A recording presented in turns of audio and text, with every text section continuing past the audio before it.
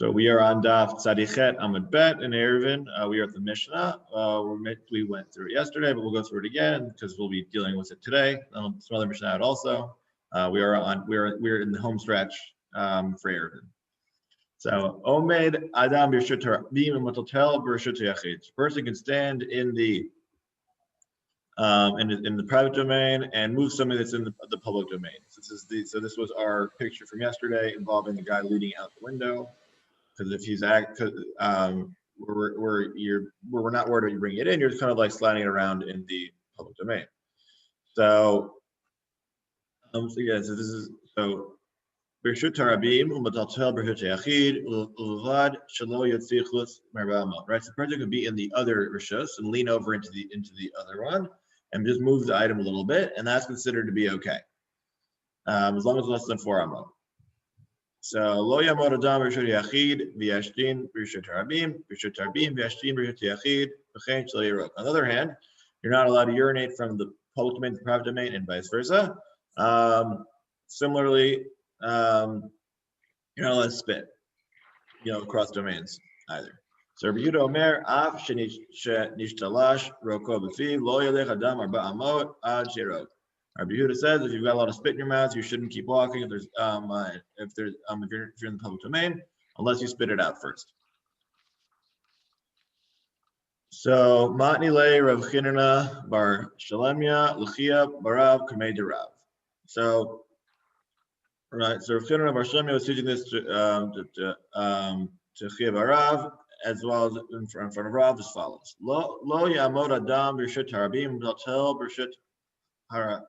Lo yamod adam b'reshut hayachid v'taltel b'reshut harabim. Person should not stand in the private domain and move something that's in the public domain. Amarle shavakta rabbanah v'avadak Rabbi Meir. What did you ignore the opinion of the Chachamim quoted in the Mishnah and instead of following Rabbi Meir who says that you can't? Hasav Rabbi Yisrael Rabbi Meir Reishanami.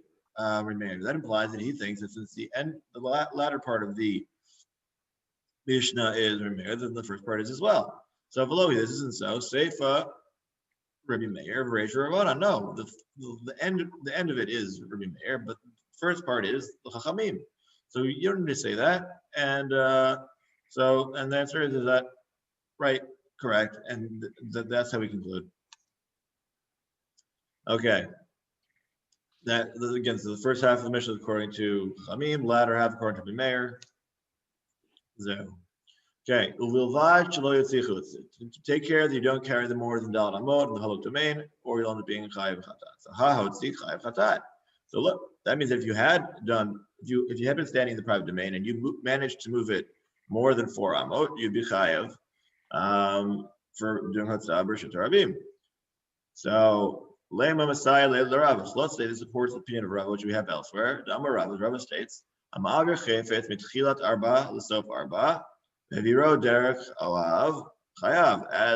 Rav had stated earlier, that if you're moving an item again, where you're still within you're allowed 4 amot for the item, but if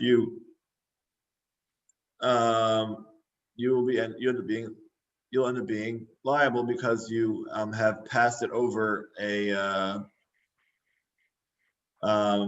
another region, right? So once you even though it's less than 4 amot, but you pass through in the middle an area that's you have your derech halazos, and then it means you had carried it over your head, meaning you brought it through a place that's not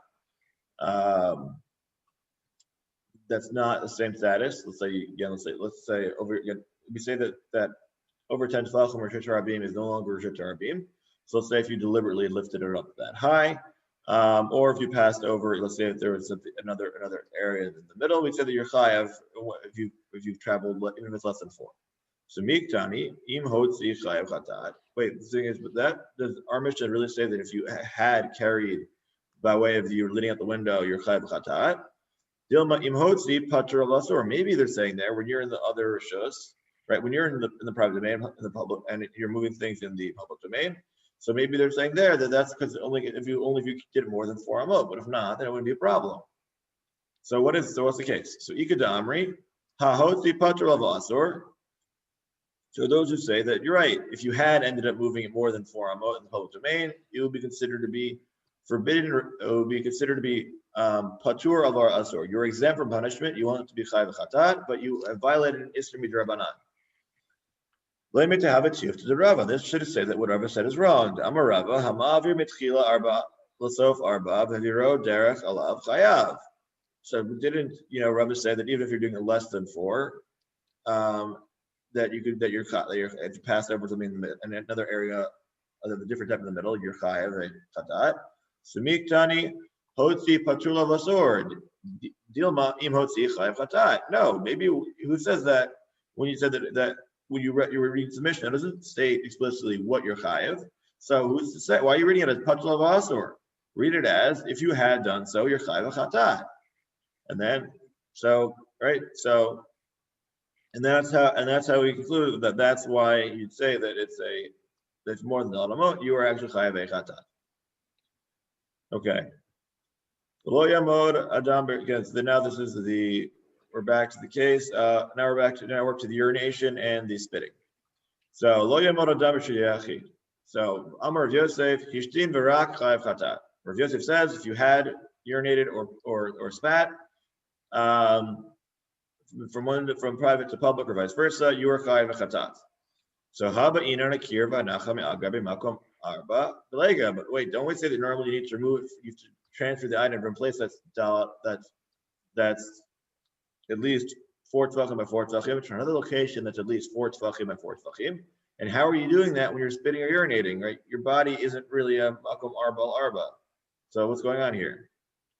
So answer is machshavto meshavya le makom. The answer is that since people generally consider to be their bodies, consider them to be important, so therefore, even though your mouth isn't 4 tvachim wide by 4 tvachim wide, unless you happen to be a giant like Og Melech Bashan, so even so, we say that you're chayav. The ilotei mahachi, because if you don't say that the fact that you consider it to be a significant location is enough, had amarava zarak v'nach b'fi hakelev or b'fi hakushan chayav chatat. Because if so, we have Rabbi has a statement that if you had thrown something and landed inside of a dog's mouth, or if it had landed inside of the edge of a furnace, that you're chayav chatat, and those locations are typically not 4 by 4. Again, unless it's Clifford the Big Red Dog, who's a giant, that's not going to happen. And as far as the standard size of the opening hole of a furnace, the opening hole is not 4 by 4. Inside of the furnace maybe, but at the edge for sure not. So ella machshavto mashavi lemakom, hachanai machshava mashavi lemakom. Just like there, your thought process determines the place as being a place you can carry to and being a problem. Similarly here too, it's a problem as well.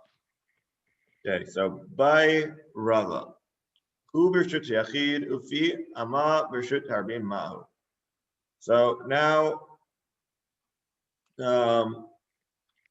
we're going to ask, what if you're sitting? Now we're doing extreme cases of urination. So now you are, what if you are standing b'rshut yachid, but the edge of the urethra will end up being outside of the right. So the actual urine will end up leaving in the b'rshut yachid.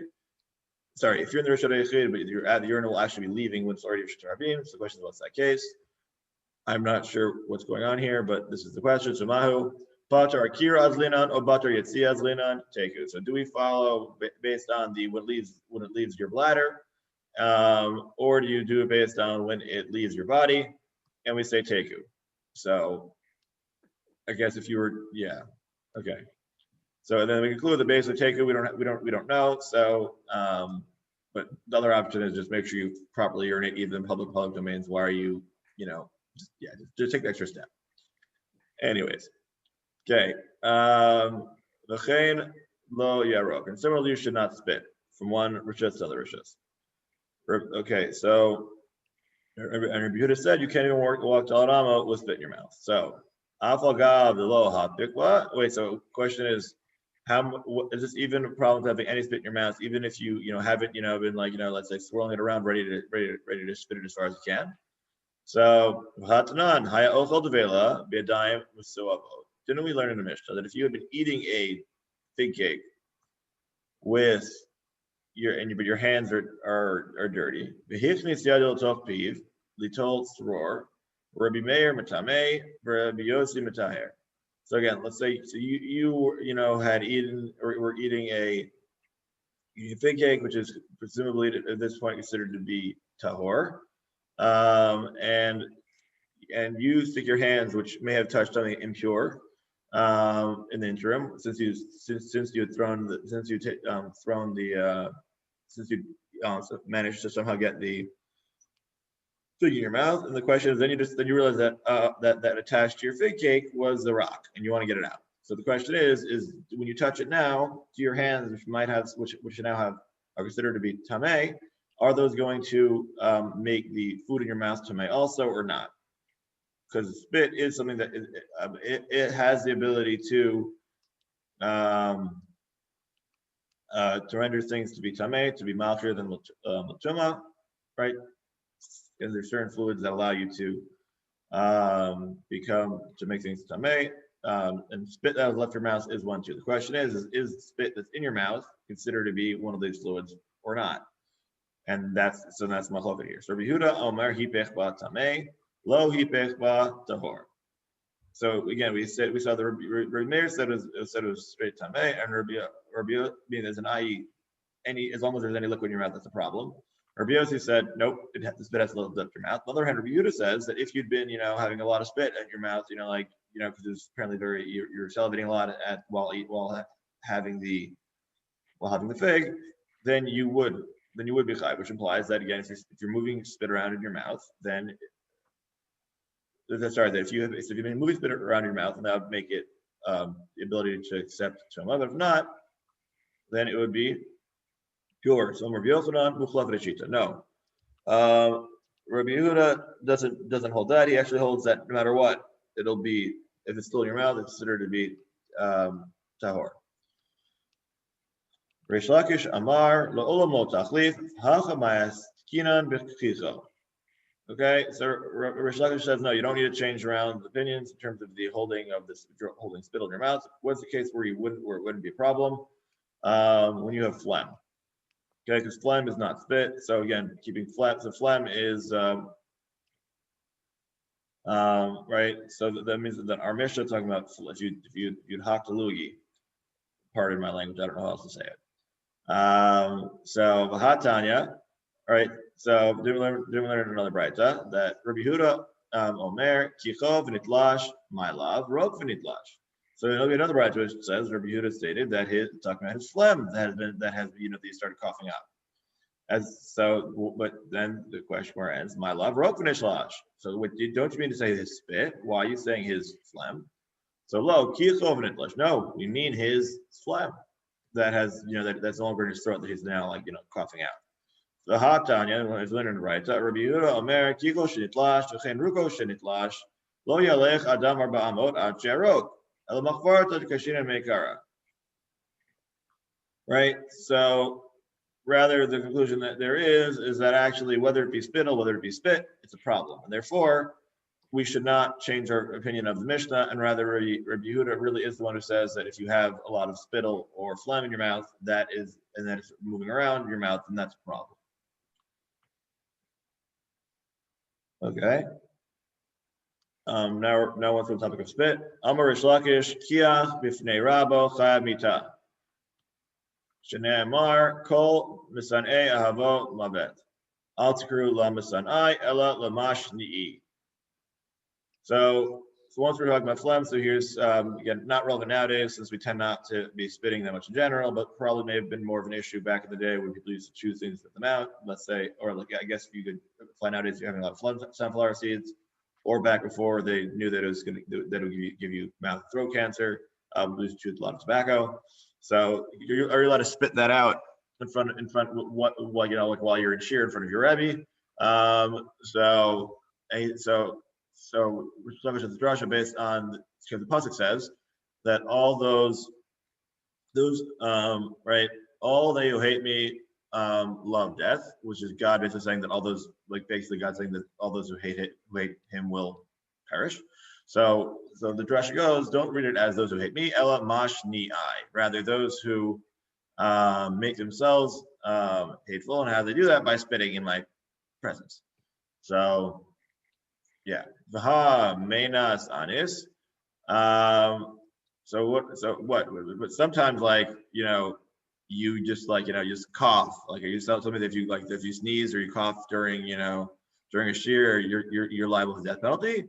No, Kiyat Farak Amrina. No, we're talking about where you clearly where you had spit and phlegm, and it's not that that it was unavoidable, right? Where you sneeze or something, it's that you got it rolling around your mouth, and instead of, and you could have gone outside and spit it not in the presence of everybody, but instead you spit it right, and it's basically not necessarily in his face, but like right in front of him. That's when it's considered to be a problem.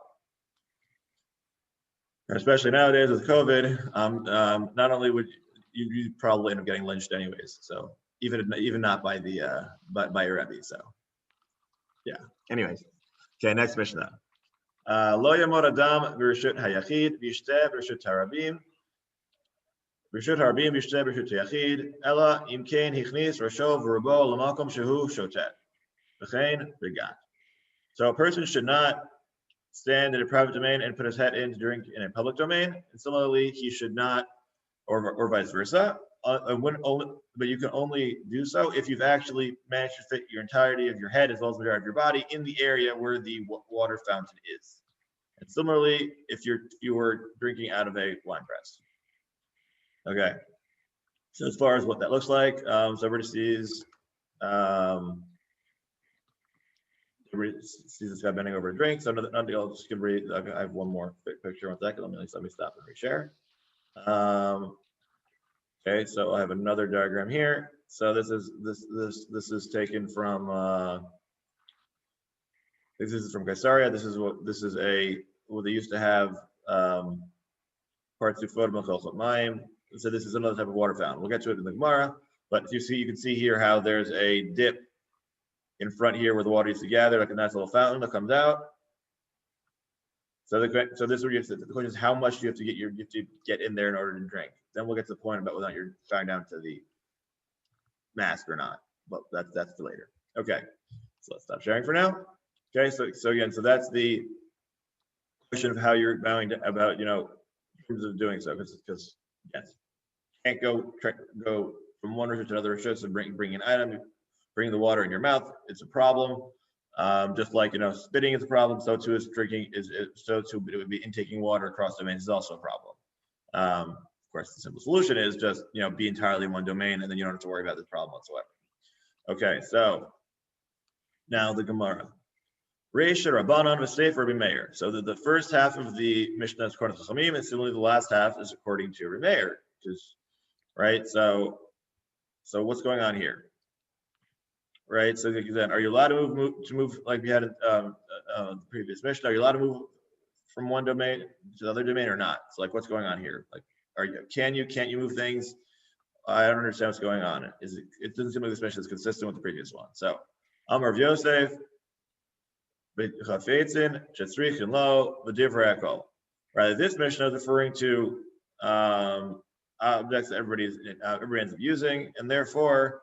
So even though generally it would be a problem, but here, people need a drink, so therefore we would allow it in this case if you rosh Aruba in one place.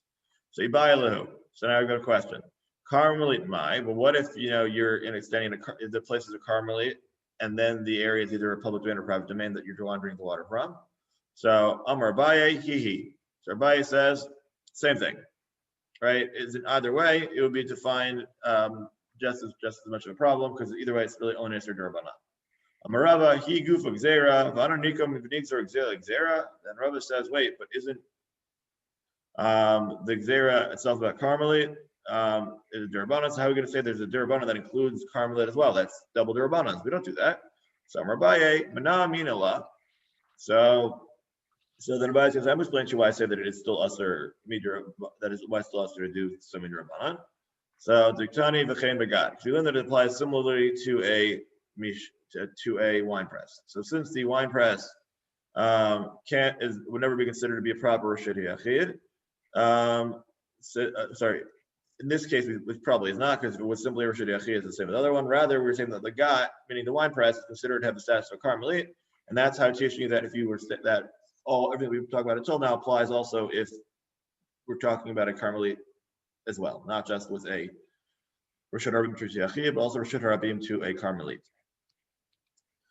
Okay, Rava Amar Le'inyan Ma'aser. So Rava says that that's not necessarily, because you could say that that the adding of the words of the Chaim Begad is not referring to the case of the Rishuyot. Rather, it's talking about at what point you consider to be different areas of your wine to be considered to be one grouping or not. Similarly, as Rav Sheshet mentions, we're talking about the Chaim Begad is saying that it's that about Maaser, but whether or not you consider them to be one area or not for the purposes of Maaser. Okay, so now we'll get what we mean by the purpose of Maaser. None, as we mentioned in the Mishnah, Shotina Lagat, Ben Bechamin, Ben Betzonen, Upator Diver, Ben Meir, Rabbi Eliezer Bar Tzadok, B'chayev. So you're allowed to drink directly from after you have done your stepping on your grapes. So you're allowed to drink directly from it, even if you haven't yet separated the Trumot Masra from the grapes. Whether the grapes are hot or cold, meaning whether or not they are which doesn't matter really which process step of the process you're at, because again, you either at cold or warm water, depending on which part of the process of the wine you are. Either way, you're patur according to Meir. But Rabbi Eliezer Bar Tzadok says that you are chayav to separate Truma and Masra first, and once you've added it in the hot or cold water. So Chachamim chayav al tzani patur. Chachamim say no. For hot water you're chayav. For cold water you're not. Ibnei shemachzira tamotar. And says the difference comes down to the question is basically there's only at certain points are items considered to be chayav Truma and Masra. If they're grain, it's only when they enter into your house, and if it's And in regards to oil and wine, it's once it has been fully separated and is ready for storage. Again, but they're all essentially at point ready for storage. The question is, at what point is that? So for grains and fruits and vegetables, that's when you bring it into your house. Technical term is crossing the threshold to fruit into your house. Whereas for wine and for olive oil, it's once it has left the gat or the Beit Bad, being the places where you've been pressing the grapes or the olives. Hopefully there'll be I'll be running an olive press this year, so hopefully we'll see what that is. If not, well, I'll send you guys some pictures. So, okay, so again, only at that point, only once you're finished the raw processing, is it considered to be chayav now. So that's what they're saying, that this last thing of the Chaim Begat is nothing to do with, it's not referring to the question of different reshuyot, rather it's referring to the case of when you're chayav in Trumot and Ma'asra. Okay? Clear? All right, okay, good. So, okay, so do we have any more? Let me just check if we have any more pictures that are, okay, a little bit, not quite yet. Okay, here, let me share. Here we go. For the next Mishnah, these diagrams will hopefully make things make a little more sense. As far as these this is physically the way that they were constructed. We'll go with this close enough. Depending on where you were at the time, they had different ways of making these structures. We'll get there in a second. Okay, so kolet adam min hamazchela lamata me'asar tvachim uminat seinor mikol makom shotet. Okay, so this is the question of taking water that's flowing and whether or not it has changed reshut yet or not. Okay, so when you have water coming from a gutter, so you can if it is less than, if the gutter itself is less than 10 tvachim off the ground, then you are allowed to gather that water. But minat sinor mikol makom shoteh, and if it's a pipe that runs along the roof, you can drink it however you want, not only by catching the water, but even by putting your mouth directly to that spout. Okay, so in the diagrams we have the here. So this is the mazchela. Okay. Yeah, and versus do we have a picture of the pipe yet or not? Oh, here's the tzinor. Okay. So those are the two, so right. So basically, so I don't know nowadays that people might think that's a little bit gross, but back in the day, it wasn't dirty. When this is the way they would actually collect most of the rainwater collected, was actually what they would then use and store for the rain throughout the entirety of the year. So this was considered to be quite clean, and it's definitely better water to drink than most of the water than a lot of the water that they'd found in the groundwater. So okay. If there's any more questions about ancient water gathering methods, I'm happy to answer them if we have extra time at the end. So collate in aval batzare flow. So the way that you're allowed to catch it is, again, you catch it, in your right. So if it's coming down off the gutter, you're allowed to catch it in your hands, as per the diagram on the right. But you can't on the left. You can't put it all the way up like on the diagram on the left. My time, why can't you catch it right at the edge? Why do you have to let it flow down? So Rav Nachman hacha b'mazchelat pachot mishalosha samuch legag askinan dekol pachot megag samuch dekol pachot mishalosha samuch legag kegag dami. So the answer is because if it's considered to be too close to the roof, it's considered to be as if it's on the roof itself, and then we have an issue of transferring from one domain to other domain, being from the roof down below. As similarly, we had the issue yesterday when we were talking about the scrolls rolling on off. So similarly, if it actually should be part of the roof, then that would be considered to be a problem. Again, not all water channels that you'd see would be considered to be that close to the roof.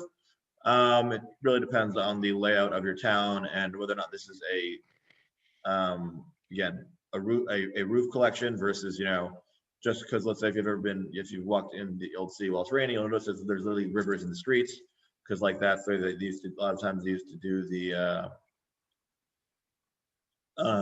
they didn't really have sewers underground. A lot of them they basically had above, for water collection, they did it above ground, because why dig deep if you're trying to save the water, just make it easier and just funnel it straight on the ground.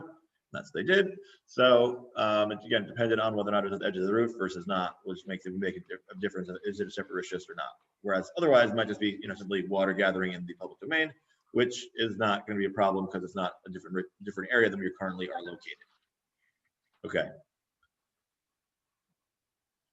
Tanya Nami Hachi, similarly been taught in a Braita. Omed Adam Birishut Hayachid Umagbia Yado Lamal Me'asar Tvachim L'Pachot B'Shlosha Tzom Chagag V'Kolet V'Vad Shlo Yitzarev. Similarly, we had taught in a Braita that if a person is standing in the private domain, he lifts his hands above 10 Tvachim, close to the roof, and then he can gather it. Because then as if he's on the roof itself. And then he can only do so via klita, meaning when it falls. But he can't press his hand. You can't put your hand or your mouth actually to it or not. Okay, so that's here. Again, so again, we're still in these cases up here, right? Okay, where it's close enough. Again, and then slowing down like this. Also, this is also assuming that this is not all. If this is not all area that you own, if it's all area that you own, then there wouldn't be much to talk about. Rather, it must be that there is differing ownership or different locations.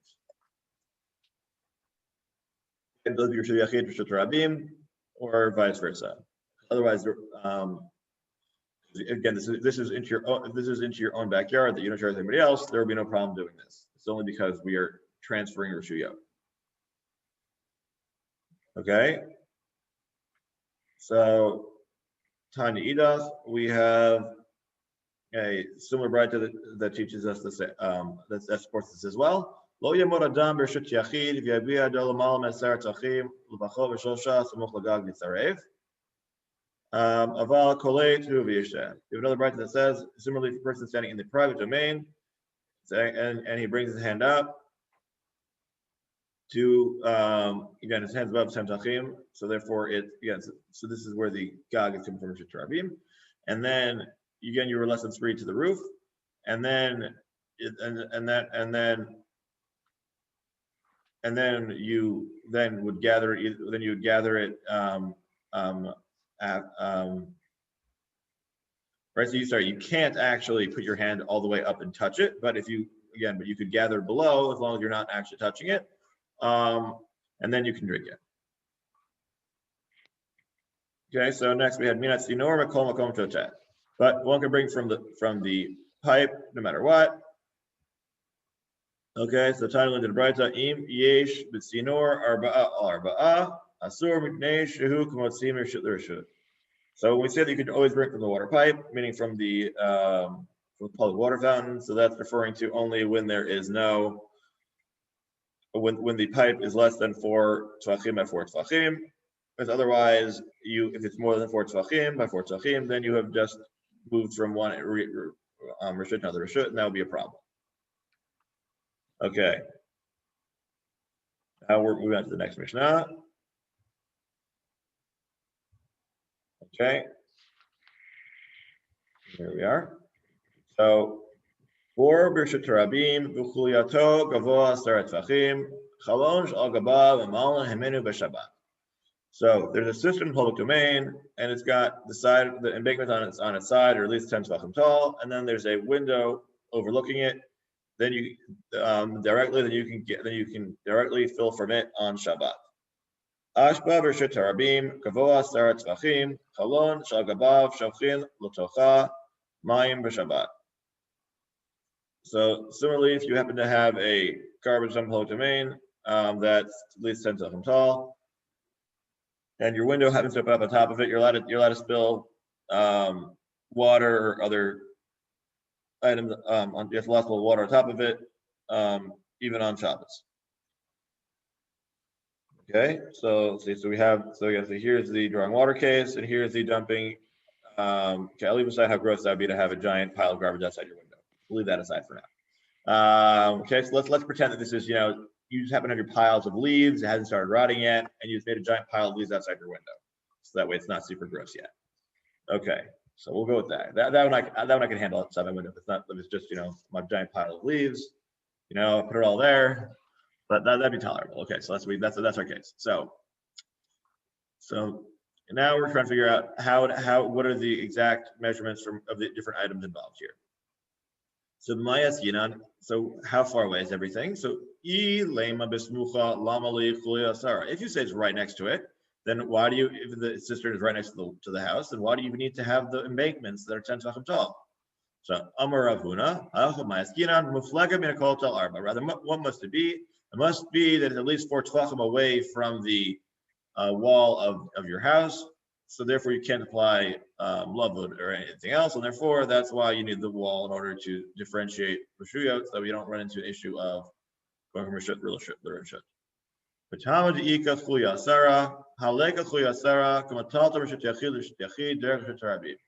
And the reason why it's important to have a wall of 10 is that way you're going from a reshut yachid to reshut yachid directly without having gone through another area, because even if the area between let's go back up. So the area here is Reshut Rabim. So again, assuming that this is more than 10, so Reshut Rabim only exists within 10 tvachim of the ground.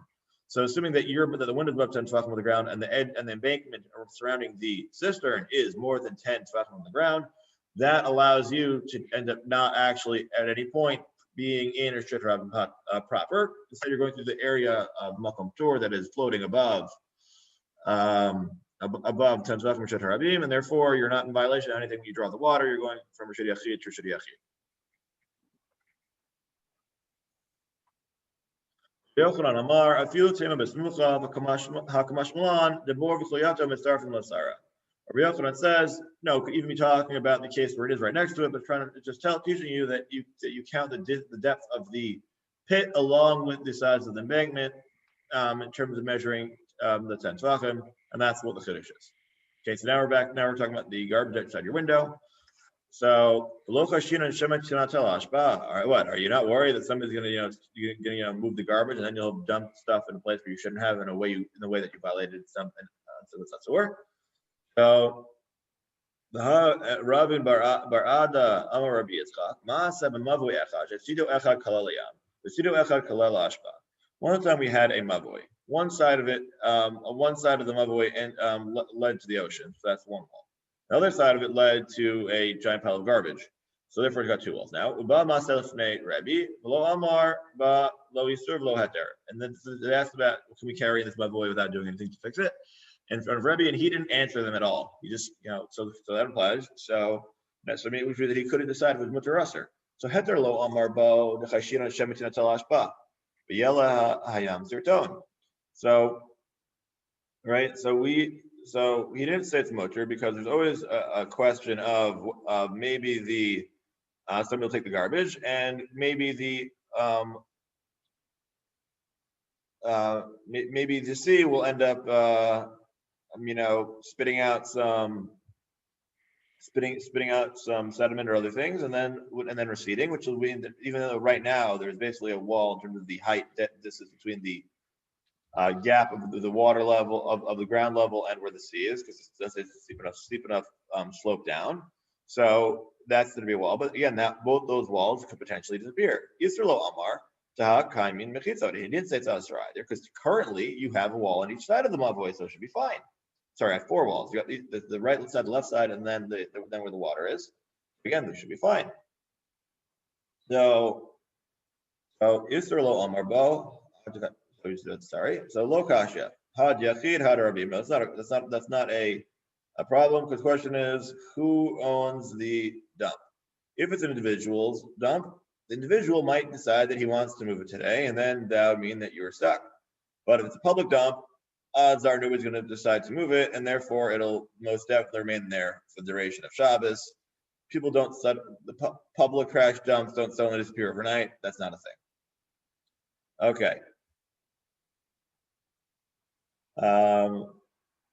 Okay, so I think we'll leave the next Mishnah for tomorrow. And then now let's do our picture sum of today, because we covered a lot of cases and a lot of different areas, and hopefully that will make things a little bit, So let's do a wrap up.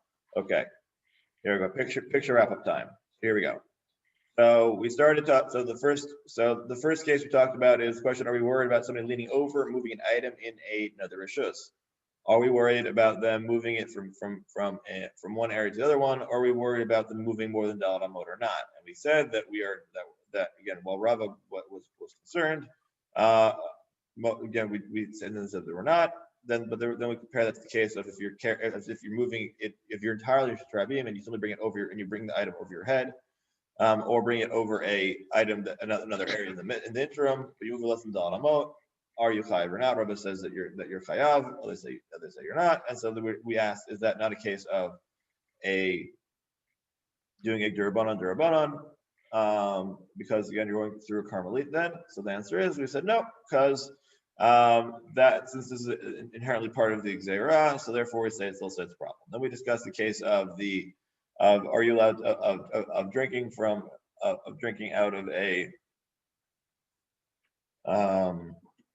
out of a well, not a well, out of the gat, meaning the gathering place for of the wine press. We discussed the case of the water fountain, not the gutter and the tzidor, but another case of the water fountain, and then saying about how you're only allowed to drink from one to the other one if you had properly put your body entirely in there. We also discussed the case of if you're of urination and spitting on the edge. And we mentioned how if you were to actually do so, it's a problem, but we strongly, and we had some interesting cases here or there about where you can and can't go to the bath when you're doing it. So like at which point you're in violation based on where you spit and from where you spit, and how the fact that we consider to be, even though that normally would require you a kira and hanacha to be chayav in a chata for Eruvin. So meaning that means from a place that's 4x4 to another place that's 4x4 tvachim. That's what we normally would require you to do. But here we say that you don't need to have lifted it up from one location and then placed it in another location that's 4x4, because since your mouth is considered to be valuable as well as the rest of your body parts, so therefore if you were to have spat or if you were to have urinated, that would be over the line. That would be a problem. Again, then we get that not the case. If you're exactly on the line, do we say it goes from the bladder or from the point where the urine goes out? And then we said teku, because you're right, we're not sure whether or not it's the which part of your body is considered to be the primary location. Then we got into the case of the gathering the water that falls off of the gutter from the roof, and we differentiated between, again, the whether or not you're allowed to go all the way to the edge or not. We said it's based on is it transferring from one rishut to another rishut in the process or not. Again, if you're transferring rishuya, then that's why you're supposed to give it some more. You're not going to do it directly. Rather, you're supposed to let it flow down, so that way you're not actually, because since the gutter is in a different domain than where you are, you should not be. You should wait till the water's already been flowing, not in the domain that you're in before you catch it. That way you have not actively violated any source, similar to the case of the spitting case. And then lastly, we discussed the case of from the window into the well, into the cistern, as well as the trash heap. And we said that the reason why that works is because you're going from Rishut Yachid to Rishut Yachid by way of the window, and and that's the reason why it works. But if there had been a Rishut Rabim in the middle, and if there had been a Rishut Rabim, that'd be a problem. And we say because it's 10 tefachim tall, you are basically avoiding the Rishut Rabim entirely, and that's why doing this is then allowed. Okay. Does anybody have any questions? I know we covered a lot today, so. Good. Okay. Thank you. My pleasure. Have a good day, everybody. Good day, everybody. Bye. Bye.